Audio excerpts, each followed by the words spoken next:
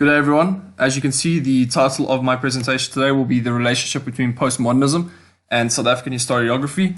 In the theme we are studying this week, history, post-apartheid, and postmodernism in the broad sense of South African historiography.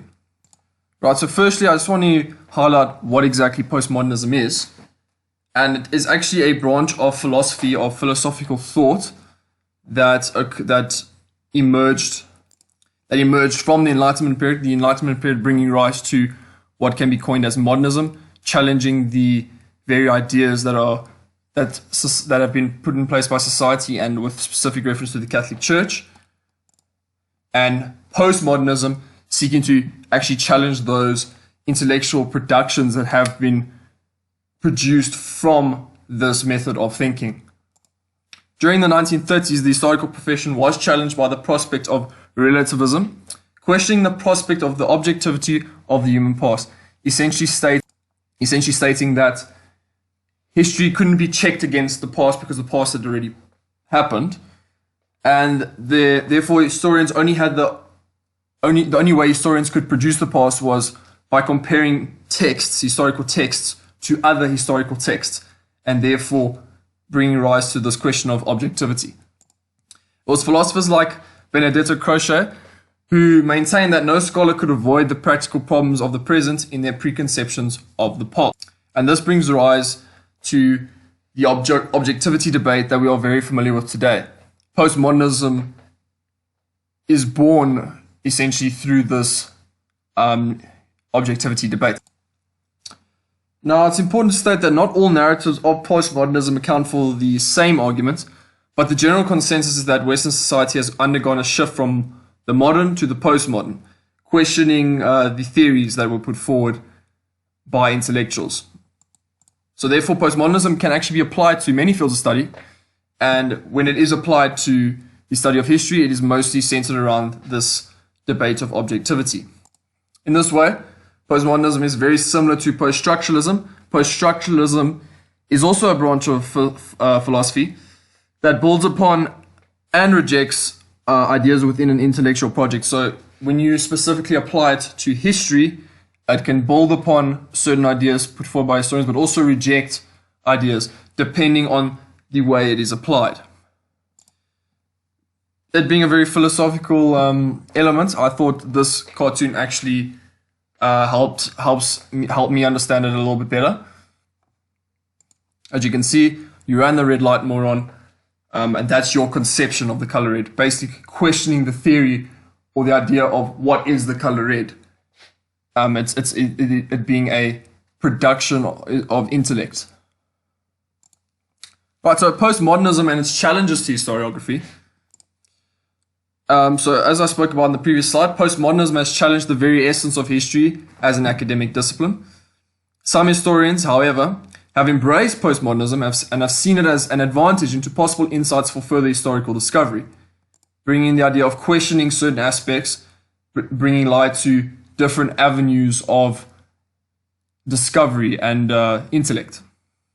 Despite this, postmodernism is still a phenomenon that gauges various contrasting opinions from historians alike. Some who have acknowledged its benefits, as I said before, but also some who have completely dispelled it as completely irrelevant.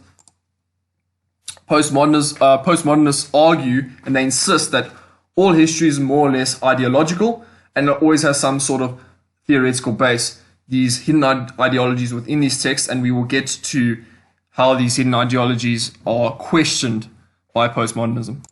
Now, postmodernism calls for historical texts to be assessed and examined in relation to the cultural context in which they were produced, basically telling historians to be more reflexive in their works and more open-minded to the prospect of the impact of various different cultural phenomena. Also, being a philosophical phenomenon is closely linked to the use of language and the idea of philosophy as a linguistic idealism. And this bringing light to discourse analysis, which is prominent in some forms of history today, basically uncovering hidden ideologies that authors are trying to perpetuate through their use of language and the way they project that language. Despite this, there is a danger that this reflexivity can lead to a free-flowing epistemological relativism that could be used to undermine the whole postmodernist critique. As I said before, not all postmodernism writing strives for the same goal, and therefore one postmodernist approach could question another's legitimacy, therefore undermining the whole idea of postmodernism itself. Now, moving away from the background of postmodernism, we're now going to apply it more rigorously to the context of South African historiography. It is stated that postmodernism has created three growing trends in South African historiography. 1, a focus on culture and ideas. 2, a special concern with the production of historical knowledge and the ways in which the past is represented over time. And 3, a turn towards the analysis of text, discourse, and language. And also found specifically within these three trends is a new interest in a new interest on the focus of the Christianity and missionary encounter. These missionaries grounding literacy as a means of a basis in which identity was negotiated, in a sense that the goal of these missionaries for literacy distorted cultural ideas and cultural productions, or the potential for cultural productions of history. Basically giving the productions that were produced a form of colonial bias. Now, postmodernism in a South African context. Up until the 1990s, no body of historical writing in South Africa was written with the sole intention of being postmodernistic. This happening much later in South Africa due to the influence of the liberal Afrikaner and the radical neo-Marxist schools that were present all the way up until the 1980s. And now, post-1994, the need for post-apartheid narratives and using postmodernism as a way of gauging better understanding of different cultural contexts. Lewis and Corsi states that there exists an unhealed, not incurable split between black and white writing in South Africa. Now, this split in linguistic medium, shows an urgent need to document and bear witness to other forms of writing, other vernacular forms of, and experimenting with these historical productions or these literary productions as a means of gauging a better overall picture of South African historiography post-1994, just as a means of providing some background and context as to understanding this phenomena. The difference between Afrikaans and English writing in South Africa is comparable to the contrasting narratives in America, the North and the South. The North bearing essence to the liberal school and the South bearing essence to the Afrikaner nationalist school. And this obviously taking place within the 60s, or the 50s and the 60s. Though it is this diversity that we often celebrate, in a post-apartheid context, the social disparity between black and white writings is cause for embarrassment. The social disparity reminds us of the historical neglect and the impoverishment of black writing, exposing the cultural privilege and opportunity of white writing in South Africa. Lewis and Corsi also states that postmodernism, as we know, postmodernism is not a monolithic concept and it has many branches and many different narratives, but he states that postmodernism is divided into at least two distinguishable modes in the context of South Africa, and these modes are conservative narratives and narratives that draw onto emancipatory interests. The conservative narratives basically applying postmodernism theory and practice into the existing schools, and then in terms of the emancipatory interests, using postmodernism theory and practice to cast off the shackles that were placed against black writing during the apartheid era. Now, Lewis and Corsi also in his chapter asked the question whether or not postmodernism has any contribution to make to South African historiography. And the reason for this is that postmodernism is based around European languages and challenging European languages, applying it to using postmodernism to challenge modernism in a European context. Now, when using that in terms of vernacular literatures in South Africa, that is, Vernacularists, just through their use of non-European language, are rooted in different traditions. So therefore, discourse analysis is difficult here as it is molded around European challenges to modernism. So in this way, postmodernism can easily be applied to existing schools in English and Afrikaans, well, in English, but it is difficult to apply to vernacular languages. So in this way, can it actually have a meaningful impact? Can postmodernism have a meaningful impact on post-apartheid narratives, or will it perpetuate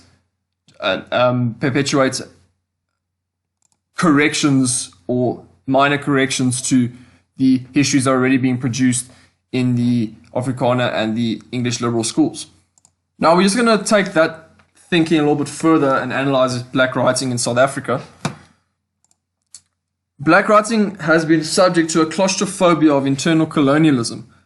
A post-apartheid narrative needs to be adopted to address this. This alluding to the colonial status of black writing in South Africa, the influence of the colonial bias on published writings by black authors, also alluding to the aforementioned Christianity and missionary encounter. Nkosi states that black South African writers have not shown much enthusiasm with regard to postmodernism, and this is because even though there's been growth from a post-structuralist thought to postmodernism, the movement of postmodernism is dominated by white writers, white authors. Nkosi states that black writers have therefore ignored it or haven't even heard of it. And the reason for this is black writing in South Africa, he states that black writing in South Africa was autonomous and entirely untouched by contemporary cultural theory, therefore making it so difficult because it's a case of blending a theory that was developed in Europe to an African cultural context, which is not entirely, doesn't blend very well. The idea that black writers have no obligation to follow writing trends that emanate from Europe, even though there is a deal of postmodernist theory could be found within black writing and the challenges it has against black writing, these were not intentional consequences of black writing. Through this, Graham Petchy asked the question, do post-apartheid narratives become a binary between postmodernist white writing and neorealist black writing? Essentially, the real question that is trying to be addressed here is, why does this binary exist at all? This alluding to, with regard to the conservative or the postmodernist white writing, highlighting the conservative adoption of black cultural writing within their narratives, and then within the neorealist black writing, highlighting the struggles of apartheid through their writing. And this, once again, has philosophical elements to it. Literature written in vernacular is directly linked to the philosophy of linguistic idealism. Basically, the linguistic idealism is a philosophical idea that a person's cognitive state, basically their attitude, is a function of their language conception. So that, again, perpetuates through their writing. With this adoption of linguistic idealism, the attitude of that particular narrative will be dependent upon which language it is written in. Now, I know I said before that a lot of postmodernistic writing, black writing, wasn't written with the sole intention of being postmodernistic, but Nkosi actually highlights one author in particular, and this kind of alludes to the idea of this difficulty in blending this European theory within an African cultural context.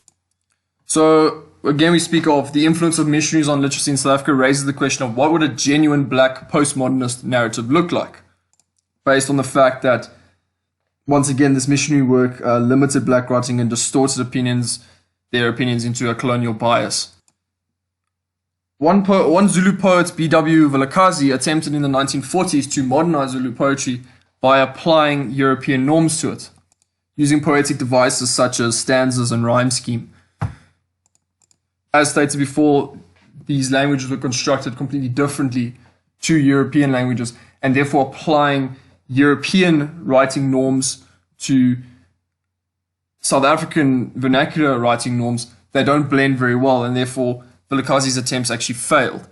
The reason for him actually attempting this in the first place actually speaks to this idea of the missionary influence. And the reason it didn't work is that vernacular languages already have a linguistic system put in place, born upon them by already developed oral and native traditions. And this again asks this asks the question: then is it possible for black writing, especially in I use this term very loosely, actually specifically speaking of vernacular forms of black writing, to form part of postmodernism? And well, because postmodernism is an element of philosophical thought which emanates from Europe, the culture of postmodernism is loosely applied to European thought. Therefore, it's difficult to apply it into a discourse analysis of a vernacular text within South Africa. Once again, even though there are elements of postmodernistic thought within these examples of black writing, they were not produced with the sole intention of being postmodernistic.